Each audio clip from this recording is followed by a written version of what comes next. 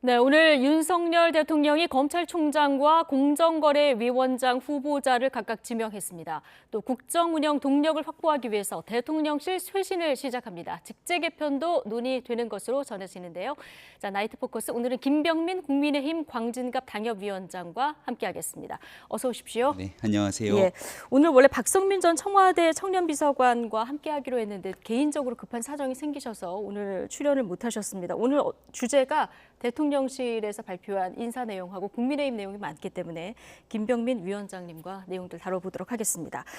자, 먼저 검찰총장 출신의 윤석열 대통령이 첫 검찰총장으로 누구를 임명할까, 누구를 지명할까 굉장히 관심이었는데 현 대검 차장이죠. 이원석 차장검사가 내정이 됐습니다. 예. 예. 검찰총장이 직무 대리 활동을 쭉 해왔고요. 아마 뭐 예상을 크게 벗어나지 않았다 이렇게 보시는 분들이 많은 것 같습니다. 그동안 검찰총장을 공석으로 두고 있었던 문제 제기를 꽤 해왔던 것 같은데 이렇게 되면 직무 대리를 쭉 해왔기 때문에 사실상 검찰총장 역할을 했던 사람이 쭉 이어서 검찰총장을 하게 되는구나 볼 수 있을 것 그렇죠. 같고요. 한동훈 장관하고 검찰 인사도 같이 논의했다 이렇게 전해지고 있죠. 예, 충분하게 소통될 수 있는 인사인 것 같고 또 윤석열 대통령과도 인연이 있는 인사로 볼 수가 있죠. 예. 한동훈 장관과는 이제 연수원 동기이기도 하고요. 박근혜 전 대통령에 관련된 국정농단 수사를 했던 특수통 검사기도 합니다. 근데 뭐 윤석열 대통령, 한동훈 장관 다 검찰 내에서 잔뼈가 굵었던 인물들이기 때문에 사실상 윤석열 대통령이나 한동훈 장관과 인연이 이래저래 있을 수밖에 없는 사람들이 결국 또 후보군에 오를 수밖에 없지 않는가 이런 생각이 들기도 합니다. 예. 결국 이제 조직 안정을 고려한 선택이다 이런 분석들이 나오는데 지금 짚어주셨듯이 윤석열 사단의 브레인이다 이런 수식어가 있고요. 그리고 한동훈 법무부 장관과도 인연이 꽤 깊습니다. 연수원 동기이기도 하고요. 그러다 보니까 이제 같은 기수의 장관과 총장 두 사람 모두 윤 사단으로 이제 분류가 되다 보니까 자, 중립성, 독립성 일각에서 이런 우려의 목소리도 나오는 것 같습니다. 네, 그래서 아마 더 부담을 가지고 여러 사건 수사, 특히 전 정권에 관련된 수사나 정치인들에 관련된 수사에 있어서는 훨씬 더 객관성과 공정성을 유지하기 위한 노력을 하지 않을까 이렇게 생각을 합니다. 그러니까 법무부 장관의 예를 들면 지난 정권 시절에 있었던 추미애 전 법무부 장관 같은 경우가 애당초 장관에 임명될 때부터 당의 대표를 지냈던 인사가 법무부 장관직에 왔을 때 과연 공정하고 또 정치적 중립을 지킬 수 있겠는가 이런 비판들이 있지 않았습니까? 끝끝내 문제들이 노정됐던 것처럼 이 정부도 출범하고 나서 같은 실수를 반복해서는 안 될 거라고 생각합니다. 아마 이제 한동훈 장관이 워낙이나 윤석열 대통령과 또 가까운 친분 관계를 갖고 있기 때문에 여기에 뭔가 검찰의 수사 과정에서 정치적 중립이 위배된다 이렇게 느껴지는 순간 국민들께서 또 야당이 여기에 대한 강력한 문제제기를 할 거라 생각하고요. 최근 들어서 검경 수사권 조정 또 공수처 신설 등으로 검찰에 대한 견제, 균형을 할 수 있는 여러 기구들, 시스템도 마련이 된 만큼 앞으로 어떤 방식으로 검찰 조직을 운영할지를 좀 지켜보면 좋겠습니다. 국민 목소리를 더욱 겸손하게 경청하고 검찰의 중립성을 소중히 지킬 것이다. 오늘 이런 얘기도 했는데 자, 삼성 비자금 수사 그리고 국정농단 수사, 굵직한 수사들에 참여를 한 수사통, 특수통 이렇게 불리지 않습니까? 9월이면은 검찰 수사권이 축소되는 법안이 이제 시행이 되는데 지금 현 그 전 정권 수사를 비롯해서 많은 수사들이 검찰에서 진행이 되고 있는데 이런 수사들 더 속도를 내게 될까요? 그러니까 앞서 설명드린 것처럼 정치적인 문제에 대한 수사보다는 특수통으로서 조금 전에 말씀하셨던 건 대기업에 관련된 수사, 또 살아있는 권력에 관한 수사들 아니겠습니까? 그러니까 이제 특수통 검사들이 가지고 있는 장점과 단점들이 있을 텐데 가장 긍정적인 장점들을 먼저 뽑아낸다면 그 권력에도 굴하지 않고 기계 있게 국민을 위해서 수사를 하게 된다는 특장점들이 있을 겁니다. 뭐 물론 여기에 포함되게 되는 단점들도 수반될 수 있겠습니다만은 지금 현재 윤석열 정부에 기대하고 있는 건 공정과 정의에 대한 구현이라고 하는 측면에서 바라봤을 때 이쪽 저쪽 어디에도 굴하지 않고 오직 국민 편에서 기득권과도 맞서 싸워서 정확하게 수사할 수 있는 국민 편에선 검찰의 모습들을 아마 기대하고 있는 국민들이 많지 않을까 싶습니다. 과거 이제 박근혜 전 대통령에 관한 또 수사를 담당했기 때문에 이 보수적인 인사들이 봤을 때는 썩 맞득지 않다 이렇게 보시는 분들도 있을 거라고 생각이 되는데요. 여러 균형점 있는 시각을 바탕으로 정치권의 특정 정치권에 이렇게 편향되지 않는 예. 정치적 중립을 지켜가는 검찰총장의 모습을 기대해 보겠습니다. 네. 자, 재계 저승사자로 불리는 공정거래위원장도 오늘 다시 지명이 됐습니다. 한기정 서울대 법학전문대학원 교수인데요. 어떤 인물입니까? 네, 서울대 법학전문대학원 교수고요. 그 법무부 감찰위원회 위원장을 지내기도 했는데 시장주의 법학자다 이렇게 평가하는 분들이 많은 것 같습니다. 예. 그러니까 공정거래의 적법성을 좀 추진해 나가겠다 이렇게 정부는 얘기하고 있는 것 같은데요. 상법, 보험법 등에 대한 전문가라고 합니다. 이제 언뜻 보기에 여기에 대한 경제 쪽을 전공한 인사가 아니라 이 법학자가 들어가는 거에 대해서 조금 다소 의외다 이렇게 생각되는 분들이 있을 수 있는데요. 과거에 지명이 됐다가 이제 논란이 돼서 철회된 인사가 있지 않습니까? 송홍렬 후보자. 네, 송홍래 교수도 변호사 자격이 있는 법학자였죠. 그래서 같은 서울대 로스쿨 교수인 예. 거죠? 그러니까 예. 지금 들리는 얘기에 따르면 애당초부터 이렇게 이 경제 쪽에 해박한 법학자를 공정거래위원장에 찾고 있었던 게 아닌가라는 생각이 듭니다. 그러니까 이 공정거래에 대한 적법성, 투명성에 대한 얘기를 하게 됐는데 이 부분에 대해서 담합이라든지 문제가 되고 있는 내용들을 보다 엄격하게 집행하는 데에 훨씬 더 큰 방점을 두고 있었던 게 아닌가 생각이 예. 드는데요. 그렇기 때문에 이 법에 대한 집행들을 조금 더 원활하게 할 수 있는 인사들을 물색한 것이 아닌가 생각이 되고요. 네. 대한민국 경제에 가장 중요한 영향을 미치는 곳이기도 하지 않습니까? 네. 과거에 이제 문재인 정부의 초대 공정거래위원장 하면 떠오르는 인사가 김상조, 당시 재벌 저승사자 등에 대한 얘기가 나왔었는데 공정위에 실질적으로 일하는 과정에서 이 재벌에 대한 투명성들을 얼만큼 높여왔는지에 대한 평가는 또 다르게 나타납니다.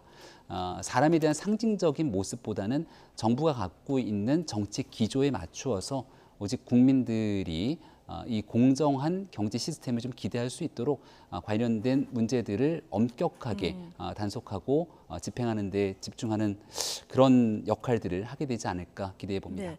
금융감독원장도 이복현 검사를 내정해서 이제 금융 쪽에도 이제 너무 이제 법쪽 인물을 등용하는 거 아니냐 이런 네. 지적이 또 일각에서 나오는 것도 같아요. 그러니까 이제 비판적으로 바라보게 예. 되면 가까운 사람들 중심으로 너무 법조계 인사들이 중시하는 것 아니냐 이런 비판의 여지들이 있을 수도 있고요. 예. 또 다만 경제계 쪽으로 관련돼서 너무 깊게 연결돼 있는 사람들이 들어가 있을 경우에 제19 감사기의 역할처럼 보다 제3자적으로 객관적인 문제를 들여다보지 못한다라는 평가가 있을 수도 있습니다. 예. 공정거래위원회 내부에서 나타났던 문제들도 그동안 수차례 사회적 이슈가 돼 왔던 만큼 전혀 다른 법적으로 투명하게 집행할 수 있는 제3자가 들어가서 공정한 시스템을 만들어낼 수가 있다면 여기에 대한 의미를 부여할 수 있기 때문에 일단은 앞으로 그 임명 과정 속에서 특별한 문제가 드러나지 않고 임명이 진행되는지 예.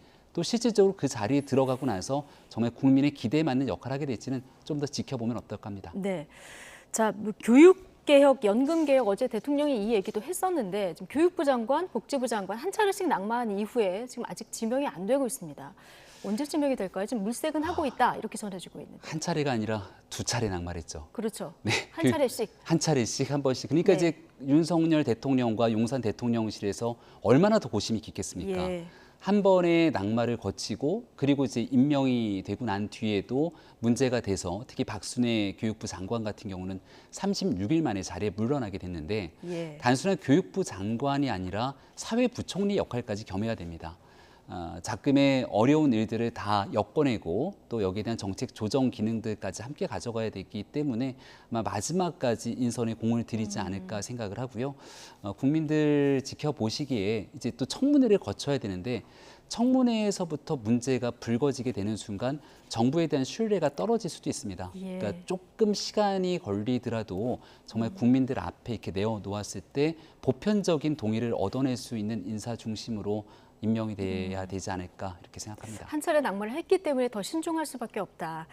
자, 누가 또 지명이 될지 지켜보도록 하고요. 대통령실도 개편에 들어갔는데요. 정책기획수석을 신설하고 홍보라인을 개편하는 게 핵심으로 보입니다. 자, 김대기 비서실장이 오늘 개편 방향을 일부 공개했는데요. 발언 먼저 듣고 오시겠습니다. 이걸로 끝날지 아니면 또 다른 언론에서는 뭐 3실장, 7수석 그런 이야기도 나오지만은 거기까지는 아직은 그 확정은 안 됐고 저희가 일단은 정책기획수석을 먼저 신설하는 방안으로 갑니다. 조직이란 게 원래 좀 살아있는 유기체 같은 거죠. 그래서 또 하면서 또 다른 필요성이 있으면 그때그때마다 또 개편을 해 나가겠습니다. 네, 어제 대통령께서 100일 기자회견에서 대통령실부터 어디에 문제가 있었는지 되짚어보고 있다 이렇게 얘기를 하고요. 하루 만에 김대기 비서실장이 오늘 개편안에 대해서 살짝 얘기를 했습니다. 일단 가장 눈에 띄는 게 정책기획수석 자리를 신설하겠다 얘기를 했는데, 자, 이거 만 5세 입학 그 정책 혼선 이 부분이 좀 영향이 컸을까요? 저는 그렇게 생각합니다. 예. 워낙이나 타격이 컸고 또 이 정책이라는 것은 선거 과정에 있었던 대통령 후보 당시의 공약, 그리고 그 공약 중에서도 인수위를 거치면서 국정 과제로 연결이 돼서 국민의 공감대를 수렴할 수 있는 개혁 과제로 넘어가줘야 예. 되는데, 초등학교 입학 연령 문제 같은 경우는 기존에 나오지도 않았던 이슈들이고 또 이게 국민적 공감대가 형성되지 않으면서 사실 이곳저곳에서 점검되지 않은 상태의 문제가 굉장히 불거졌거든요.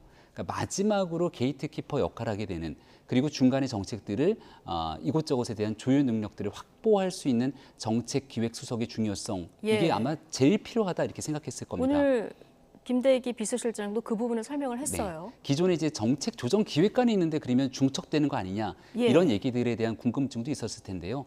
기존에 있었던 정책 조정 기획관은 이 부산 엑스포 유치에 훨씬 더 공을 들이고 있었던 상황이기 때문에 본연의 역할들이 좀 충실하지 못했다라고 이제 생각하는 것 같고요. 예. 그래서 이제 그 기능들을 좀 분리해서 정책에 대해서도 그동안 많은 국정 과제에 대한 얘기들을 쏟아냈지만, 중요한 건 이 중에서의 우선순위들을 골라야 될 겁니다.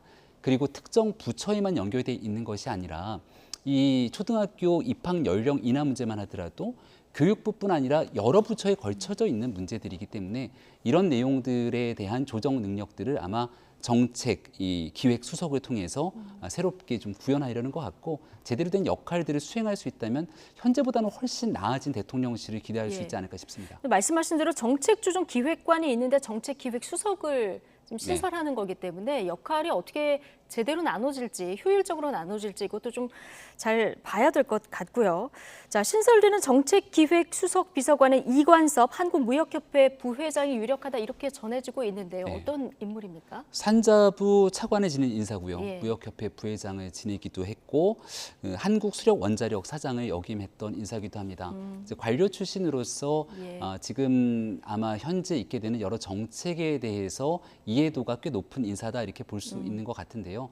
아무래도 정치권에 있는 인사들보다는 또 학계에 있는 인사들 중심으로 실무에 조금 거리감이 있는 인사들이 이런 역할들을 해왔던 적들도 있는데, 윤석열 대통령이 선호하는 인사의 특징들을 보게 되면 한 분야에 대한 완전한 전문성을 갖고 있는 인사들에 대해서 조금 더 중용하는 경우들이 있지 않는가 예. 생각을 합니다.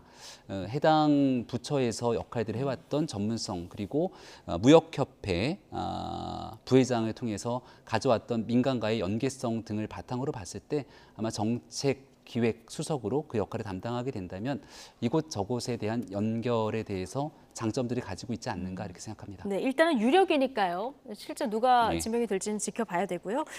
새 홍보수석으로는 김은혜 전 의원이 뭐 사실상 내정이 됐고요. 당분간 뭐 대변인도 겸임한다 이런 얘기를 나와서 홍보 라인에 대해서 좀 개편해야 된다 이 목소리가 강했는데, 이제는 김은혜 전 의원 중심으로 이제 개편이 된다 이렇게 보면 될까요? 네, 그러니까 완벽하게 김은혜 의원에 대해서 오늘 김대기 실장의 얘기를 들어보니까 예. 일요일에 발표를 하니 일요일을 좀 지켜봐 달라라고 얘기를 했지만 이미 뭐 거의 모든 언론에서는 유력, 확정처럼- 확정 뭐 이렇게 해서 언론 보도가 예. 나가고 있고 이를 부인하고 있지는 않는 상태이기 때문에 김은혜 전 의원이 홍보수석을 맡는 것이 거의 확실시된다 이렇게 보는 게 맞는 것 같습니다. 홍보라고 하는 이제 홍보와 공보의 역할들이 같이 맞물려 있는데요. 그동안 대통령실에서 대통령의 생각과 국민에게 전달되고자 하는 메시지가 있을 텐데 이게 조금 유기적으로 매끄럽게 예. 전달되지 못하면서 나타났던 사건 사고들이 여러 건 있었던 것 같습니다. 그렇죠. 네, 지난 대통령 선거 때 저도 김은혜 전 의원과 같이 대변인도 하고 또 공보 단장으로도 김은혜 의원이 역할을 했을 때 함께 일을 했는데, 누구보다 윤석열 대통령이 갖고 있는 생각을 명확하게 캐치해내고 그 또 신임이 굉장히 두터운 모양이죠. 지금 그런 얘기를 많이 하지 않습니까? 예. 누군가는 대통령에게 밖에 있는 여론들을 명확하게 캐치를 해서 있는 그대로 대통령에게 쓴소리도 전달할 수 있어야 된다 얘기를 하는데요.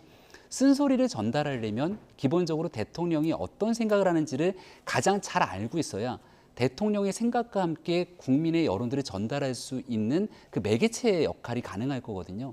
선거 때도 김은혜 의원이 그런 민심을 전달하는 역할들까지 잘 수행해 왔던 만큼 아마 홍보수석으로 자리매김하게 된다면 본인이 갖고 있는 전문성을 10분 활용할 수 있을 거다 네. 생각을 하고 있습니다. 또 기자 출신이기도 하니까요. 네, 여론을 가감없이 좀 전달하는 역할을 할 거다 이렇게 그 기대를 부분에서 하시는군요. 실력에 대해서는 대통령실 내에 있는 예. 그리고 정치권에서 경험해 본 사람으로서는 단연 김은혜 전 의원이 갖고 있는 경험과 능력을 높게 평가할 거고요. 이제 다만 야당 입장에서는 이제 얼마 전까지 있었던 인사들을 계속 또 똑같이 쓴다라고 하는 측면에서 이 쇄신 문제를 거론하면서 또 비판하고 있는 모습들 이 네. 부분을 잘 이겨내야 되는 대통령실의 또 과제가 될 수 있습니다. 현재는 2실장 5수석 체제인데요. 정책기획수석이 이제 신설이 되면은 2실장 6수석 여기까지는 확정이고요.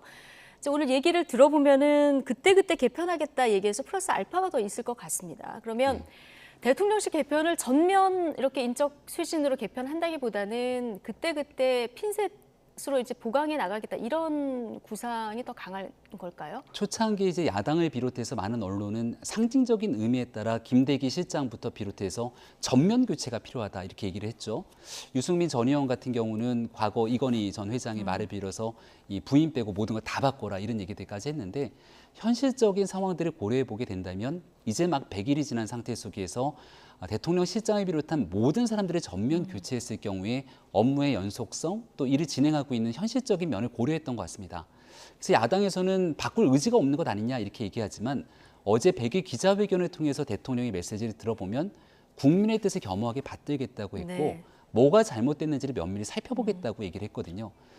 대통령의 지난 여름 휴가 전과 후가 꽤 많이 달라졌다고 생각되는데 한 주 동안의 휴가를 거치면서 곰곰이 어디에서부터가 문제가 있는지를 진단하기 시작했던 것 같고 네. 가장 문제가 있다고 판단되는 이 기능적인 측면에 대한 보강부터 이루어지는 것 같은데 좀 시간이 지나고 나면 참 많이 바뀌었구나 싶을 정도의 인적 개편들은 계속적으로 이루어지지 않을까 이렇게 생각합니다. 네. 제2부속실, 민정수석실. 자, 이게 대통령의 의지를 갖고 없애겠다 해서 지금 안 만들고 있는데요. 막상 또 없애고 나니까 곳곳에 공백도 또 좀 있습니다. 이거는 안 만드는 것으로. 윤석열 예. 대통령의 철학과 관계되어 있는 예. 내용들은 어떤 비판이 들어오더라도 그걸 지키려고 하는 의지가 있는 것 같습니다. 예. 가장 대표적인 케이스가 어제 기자회견을 통해서 물어봤던 도어 스태핑, 출근길의 약식 기자회견 아니겠습니까? 그래서 휴가하는 기간에도 많은 사람들이 와서 그거 하지 말아라 네. 이렇게 얘기를 지지율 했다고 떨어진다. 하고 예. 제가 윤석열 대통령 입장에서 생각해봐도 여러 유혹들이 생겼을지도 모르겠습니다. 역대로 그런 일을 했던 대통령도 없었고 예. 또 이걸 통해서 문제가 발생될 수 있는 여지들이 많기 때문에 하지만 구중궁궐 청와대를 떠나서 용산시대를 열겠다고 했던 철학의 핵심은 국민과 소통하겠다는 것이고 여기에 대한 상징이 출근길 그리고 수시로 기자들과 만나겠다는 약속이기 때문에 아무리 불편해도 이건 지키겠다는 거고요. 민정수석실 폐지도 마찬가지입니다. 지난 여름이었던 거를 기억나는데 아마 한 언론과의 인터뷰를 통해서 이 민정수석실이 가지고 있는 그 청와대가 사정기관을 사실상 장악하는 것처럼 비춰지는 기관을 폐지함으로 인해서 국정 정상화에 대한 의지를 피력한 바가 있거든요. 그래서 이 부분에 있어서만큼은 아마도 윤석열 대통령이 그 뜻과 의지를 바탕으로 조금 어렵고 힘든 일이 있더라도 지켜나가지 않을까 싶습니다. 네.